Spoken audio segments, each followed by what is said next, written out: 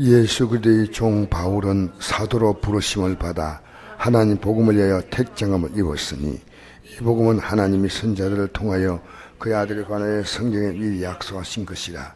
그의 아들에 관하여 말하면 육신 온 다윗을 통해서 나셨고 성결행으로는 죽은 자 가운데서 부활하사 능력으로 하나님의 아들로 선포되었으니 곧 우리 주 예수 그리스도시니라.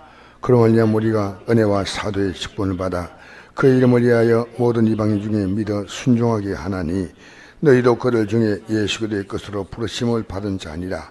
로마에서 하나님의 사랑하심을 받고 성도로 부르심 받은 모든 자에게 하나님 우리 아버지와 주 예수 그리스도로부터 은혜와 평강이 있기를 원하노라. 아멘. 예수를 믿는다는 것은 우리가 예수님의 종이 되는 것입니다. 제가 이 말씀을 잠깐 전해드렸습니다. 여러분, 예수의 종이 안 되고 그 이상 사람들은 세상의 종이 되고 자기의 정욕의 종이 되어서 자기 정욕대로 삽니다. 네, 여러분이 묻고 싶은 게 하나 있습니다. 신실한 그리스도인은요, 자기가 삶의 중심이 아닙니다. 그렇다면 여러분 그리스도인 되기를 포기한 겁니다. 많은 분들이 예수를 믿는다고 나온데 믿음의 과정에 들어오기 위하여 믿음을 살펴보는 겁니다. 그리고 이제 때가 되면 드디어 믿음의 문을 엽니다. 그리고 나는 이제 예수님의 종으로 살아가는 겁니다.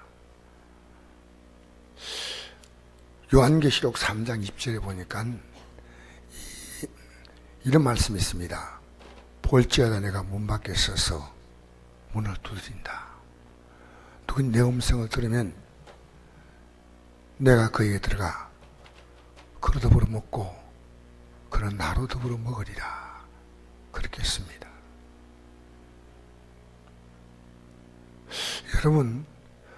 여러분이 언제 이런 각오 한번 해본 적이 있습니까? 나는 주님의 종으로 살겠다는 거예요. 그게 목사에게 해당되는 겁니까?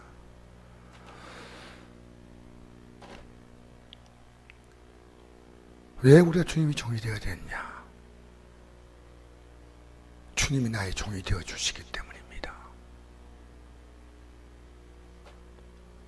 어떤 의미에서 주님은 나에게 종이 되셨어요.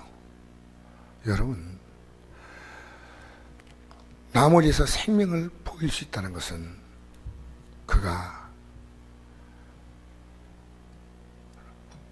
이 로마와 헬라와 유다의 세계가 지배하고 있던 이 성리에 기록된 시대의 문화는 종만이 주인에게 죽을 수 있습니다. 그러니까 빌립보서 2장 5절에 보니까 우리 예수님께서는 너희 안에 이 마음 품어라. 곧 그리스도 예수의 마음이니 그런 근본 하나님의 본체시나 하나님과 동등됨을 취하고 이기지 아니하시고 오히려 자기를 비워 종의 형체를 가져 죽기까지 복종하셨으니 그 십자가에 죽으심이라. 지금 여러분이 예수 믿는다고 하지만 믿음을 관망합니다.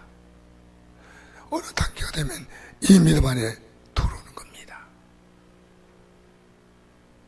이제부터 여러분의 생각이 중요한 게 아닙니다. 그분의 종이 되는 겁니다. 이것은 너무나 영광스러운 신분입니다. 우린 돈의 종, 정욕의 종, 나 자신이 이 땅에 행복하게 살고 싶어하는 그 종입니다. 근데 행복이 오나요?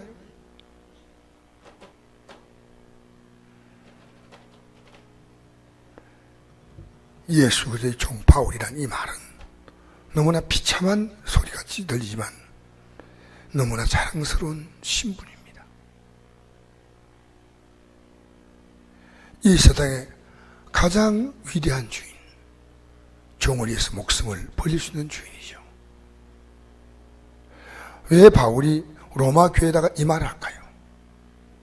로마 교회는 그들이 믿음이 온 세계에 전파됐다. 야, 믿음 좋다고 소문났습니다. 그러나 바울이 볼 때는 그렇지 않았습니다. 여러분, 언젠가 깊은 갈등을 해야 됩니다. 주님의 뜻을 따르기 위해서 여러분 포기할 게 참 많아요. 근데 어느 것도 포기하지 못한다면 우리는 믿음의 길을 가고 있는 거 아닙니다. 그래서 오늘 사도 바울이 로마서 1장, 로마서를 통해서 8장까지 내용이 뭐냐? 집에서 한번 시간 나면 읽으십시오. 예수님이 나의 종이 되어 주시다는 겁니다. 이 복음을 위하여 여러분 지금 사는 여러분의 가장 큰 관점은 복음입니까? 그럼 아주 여러분 복 있는 사람이에요. 여러분의 새로운, 여러분이 미래를 위해서 이런 계획도 세우고 저런 계획도 세우지만 이것이 복음과 무슨 관계가 있냐는 겁니다. 그래서 저는 오늘 이 아침에 여러분이 가져야 될 절대 가치가 뭐냐? 예수님. 그분을 통해서 살고, 그분으로 말미암아 살고, 그분으로 인하여 사는 겁니다. 그래서 로마서 1장 16절에 보니까 내가 복음을 부끄러워하지 아니하노니 이 복음은 모든 믿는 자에게 구원을 주시는 하나님의 능력이 됩니다. 먼저 유대인에게요. 유대인이 먼저 들었잖아요. 그리고 헬라인에게로다. 복음엔 하나님이가 나타나서 믿음으로 믿음에 이르게 하나니 기록된 바 오직 의인은 믿음 말미암아 살리람과 같으니라. 우리가 왜 의인입니까? 예수를 믿음으로. 그래서 이제는 주님이 우리의 종이 되어서 우리에게 복음을 주었다면 우리가 그분의 종이 되는 이유는 복음 때문입니다. 여러분의 삶에 지금 엄숙한 숙제가 뭡니까? 내 모든 환경은 복음을 위해서 다 필요한 거예요. 사실 우리 교회에서 어제 제가 영상이 안 나와서 영상 작업을 한다고 어제 우리 성도님 가운데서 한 분을 제가 불러서 같이 하자 하니까 그분이 농사하시는 분인데 뭐 집사님도 아닙니다. 농사하시는 분인데 그분이 하루 종일 도왔어요. 하루 종일. 근데 우리 교회가 영상 시설할 필요가 없습니다. 사실은. 근데 제가 하는 이유가 있어요. 우리 교회에서 메시지를 전할 때 이 메시지를 듣는 사람이 최소한 500명입니다. 하루에. 복음 전한다는 것이 얼마나 귀하냐. 우리 교회를 위하거든 영상이 필요가 없습니다.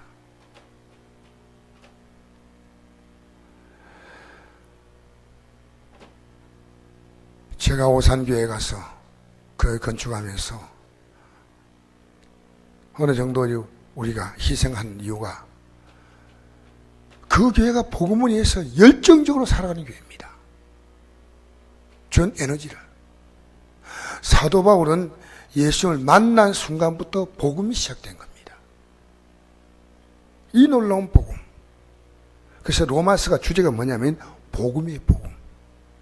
하나님의 아들이 난리에 죽으시고 난리에 부활하셨다는 겁니다. 복음 때문에 그 어떠한 자와도 화해할 수 있습니다. 여러분, 내 주님께서 우리에게 하신 말씀, 사랑의 말씀이죠. 어떤 것이 가장 큰 계명입니까? 내 마음을 다하고 목숨을 다하고 힘을 다하고 뜻을 다하여 주님 사랑하라. 왜 사랑해야 됩니까? 목숨을 주었잖아요. 여러분 생각해 보세요. 이 상 온 우주 만물 하나님이 주셨다. 사람이 감사합니까? 하나님이 이 상을 만들었기 때문에 감사합니다. 그런 사람 있어요? 하나님의 아들이 이 땅에 와서 자신의 생명을 주었습니다. 이 사실에 감격해서 예수 믿는 사람이 이 지구상에 얼마나 많습니까?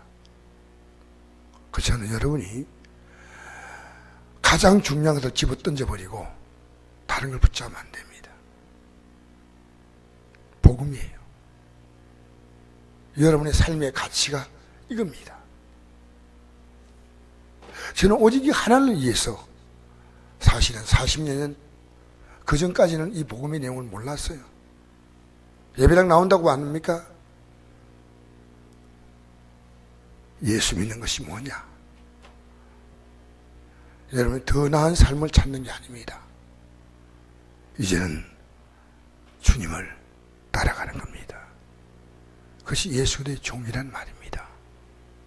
이게 명함이에요.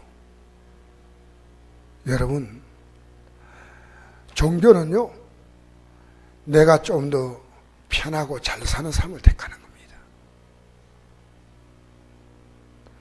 복음은 예수님이 어떤 분인지 알았기 때문에 이제 내가 그분의 내 삶의 모든 것을 그분을 위해서 살아간다. 그런 겁니다. 그래서 이것은 하나님이 이미 약속하신 겁니다. 2절 보니까 우리 한번 읽어볼까요? 시작. 이 복음은 하나님이 선지자를 통하여 그의 아들에 관하여 성경에 미리 약속하신 것이라 그랬습니다.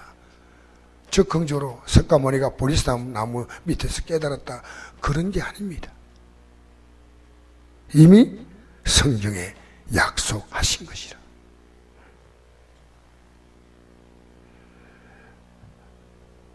(3절) 말씀부터 읽겠습니다. 시작. 그의 아들에 관하여 말하면 육신은 다윗의 일통으로 나셨고, 예.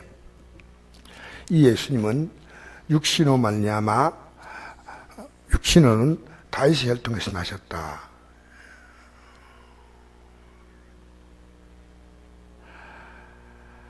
이 복음이란 주제가 바로 예수님이십니다. 이 새벽에 나온 여러분에게 왜 이렇게 이걸 얘기하느냐. 여러분 이 추운 날씨에 새벽에 나오는 것은요 대단한 믿음이에요. 여러분 믿음이 있기 때문에 나왔습니다. 근데 여러분이 무엇을 지금 믿냐는 거예요. 여러분 목적과 방편은 바뀌면 안 됩니다. 목적은 예수님입니다. 여러분 목적이 예수님이 되지 않는다면 여러분 지금 신앙 아닙니다. 저는 이거 분명히 알려드리려고 합니다. 오늘 교회에서요 예배 드렸다고 예배가 아닙니다. 이 예배를 드림을 통해서 내가 반드시 깨달아야 할 일이 있습니다. 내 죄를 깨닫습니다. 그리고 내가 예수님을 정말 그분을 내가 따라가야 되겠다. 그분의 뜻을 전해야 되겠다. 이게 예배지. 내 기분을 만족시키는 게 예배가 아닙니다. 오늘 예배가 있으니까 주일이니까 어디 가서 예배 드려야 되겠다. 예배는 내용이 있는 예배입니다. 그것이 로마 교인들에게 당신들이 믿는 예수님이 어떤 분인가 이것을 분명히 말합니다. 저 어려서 귀가 닳도록 들었어요. 근데 몰랐어 사실은. 그래서 여러분이 내 생의 전 가치와 바꾸는 게 이게 믿음이에요. 믿음이 여러분 아무것도 아닌 거 아닙니다.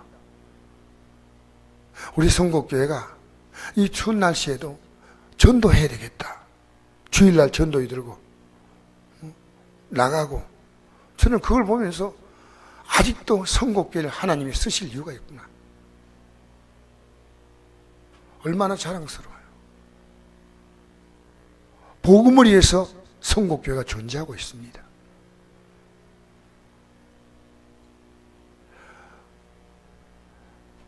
이번 주에 내가 이랬습니다. 화요일 전도 안 나가느냐 했더니 너무 추워서 날짜를 변경했다. 어떻게 하면 우리는 이 복음 안에 살아야 됩니다.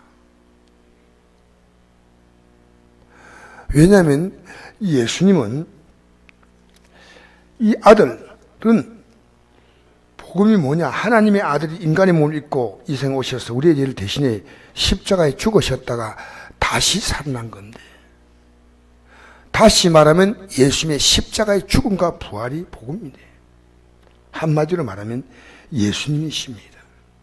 그래서 이것이 가장 기쁜 소식이에요. 가장 기쁜 소식이에요. 그래서 하나님 아들이 이 땅에 오셨다, 이걸 가리켜서 요한복음 1장 14절이니까 말씀이 육신이 되어 우리 가운데 왔다, 이렇게 말합니다. 즉 그분은 하나님이시기 때문에 신이십니다. 사람의 몸이 있기 때문에 인입니다. 그래서 신성과 인성을 입으신 것입니다. 그런데 하나님은 다윗을 통해서 앞으로 구세가 태어날 것을 분명히 약속을 했습니다. 그 약속대로 정확하게 다윗의 혈통에서 나신 것입니다. 그래서 오늘 이 말씀입니다. 그 아들에 관하여 말하면 육신호는 육신, 그분은 하나님이시거든요. 삼일체 하나님. 다윗의 혈통으로 나셨고 육신은 다윗의 혈통에서 나셨다. 그러니까 마리아와 요셉 두 사람의 계보가 다 올라가면요, 이 부부가 다 다윗의 혈통이에요. 누가복음 올라가면 그 다윗의 혈통을 따라서 누굽니까? 바세바의 세 번째 아들이 아들을 통해서 아들의 계통을 통해 쭉 이렇게 태어난 것이 바로 마리아요. 그리고 솔로몬을 통해서 태어난 것이 사실은 요셉입니다. 그래서 다윗의 아들 가운데 우리아의 다윗의 아내 가운데 바세바가 있어요. 바세바가 첫 번째 아들이 있고 두 번째 아들이 있고 세 번째 네 번째가 있는데 맨 막내가 솔로몬이거든요. 근데 세 번째 아들인가 제가 정확히 지금 기억이 잘 안 납니다. 그 아들을 통해 태어난 그 계보로 쭉 내려가면 마리아가 있고요. 그 다음에 맨 막내 아들인 솔로몬을 통해 쭉 내려가면 요셉이 나옵니다. 너무나 신기한 겁니다. 성경 읽으면 그냥 읽으면 안 됩니다. 누가복음에는 그 계보가 나오거든요. 그러니까 북에도 목에도 철저하게 다윗의 혈통으로 나게 하신 거예요. 얼마나 놀랍습니까? 왜? 경교한 얘기가 아니고 이건 너무 중요한 얘기입니다. 저는 예수님을 발견한 그 순간 제 인생은 이제 그분의 뜻이 제게 중심이었어요. 이게 믿는 겁니다. 그분을 따라가는 겁니다. 왜냐하면 그분이 살아가는 모든 삶은요, 내가 그분이 위해서가 아니고 그분이 전부 나를 위해서 사시는 거예요. 그런 주인이 어디 있습니까? 주인이 전부 나를 위해 살아주는 거예요. 왜 우리가 복음을 전하는지 아십니까? 복음을 전할수록 이런 복음이요 분명해집니다. 내가 복음을 전하면 저항하잖아요. 가족들도 저항하고 자녀도 저항하고 이웃도 저항하잖아요. 바울은 이 복음을 전하면서 얼마나 핍박받았습니까? 근데 과거에 바울은 사울이었을 때 복음을 전하니까 전하는 사람을 바울은 죽인 데 앞장서지 않습니까? 여러분, 그 누구를 미워해도요 복음을 주지 못할 사람은 없습니다. 복음을 주어야 합니다. 복음을 주어야 합니다. 내 이웃을 내 몸같이 사랑하라 할 때 우리가 줄 수 있는 최고의 사랑은 복음을 주는 겁니다. 여러분, 만약 복음을 주지 않았다면 여러분은 그를 사랑하는 거 아닙니다. 왜냐하면요, 시간 지나가면요, 우리 인생은 다, 우리의 몸도, 우리 김원희 선생님 그러더라고요. 목사님, 우리 어머님이요, 몸만 힘이 없지 마음은 소녀예요, 소녀. 몸이 세월을 먹었지 마음은 세월을 먹지 않은 것 같아요. 그래요. 지금 여러분 오늘 이 아침에 잘 생각하세요. 여러분이 복음으로 들어올 수 있는 수많은 기회를 주었습니다. 저는 이 말씀으로 마무리하려 합니다. 여러분 지금 뭘 중심으로 살려고 하십니까? 엄숙한 질문입니다. 저는 어제 차수옥 성도를 만나서 같이 일하면서 차수옥 성도가 어떻습니까? 자녀들을 이야기했는데 이분이 이래요. 내 자녀가 어려서부터 둘 다 예수를 믿었대요. 믿음 생활을 아주 잘한다 그래요. 그래서 결혼했습니까? 딸은 결혼해가지고 사위까지 예수를 잘 믿는데 아들은 결혼 안 돼요. 왜 그러니까 아들이 예수님을 열심히 믿는데 결혼엔 관심이 없대요. 그래서 내가 이랬습니다. 성공했습니다. 내가 정말 축하합니다. 진실로 내가 얘기했습니다. 결혼하는 게 그렇게 중요한 문제입니까? 예수 믿고 성가대로 봉사하고 교회 일을 한다는 거예요. 자녀 때문에 예배당에 몇 번 나갔다 해요. 아니 예수를 믿는 가정, 결혼해도 또 예수 믿는 사이를 만난 얼마나 귀합니까? 여러분, 저는 옛날에 예배당 나와도 저 사람이 잘 사냐, 뭐 성공했냐, 이게 관심이었어요. 그러나 제 관심은 예수 믿는 겁니다.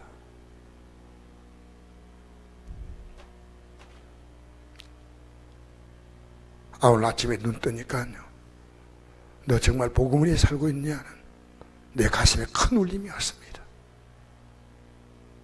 복음으로 살지 못한 자는 복음이 없는 자. 복음으로 들으려고 지금 준비하지만 복음에 들어오니까 사도 바울은 즉시로 복음을 전했지 않습니까?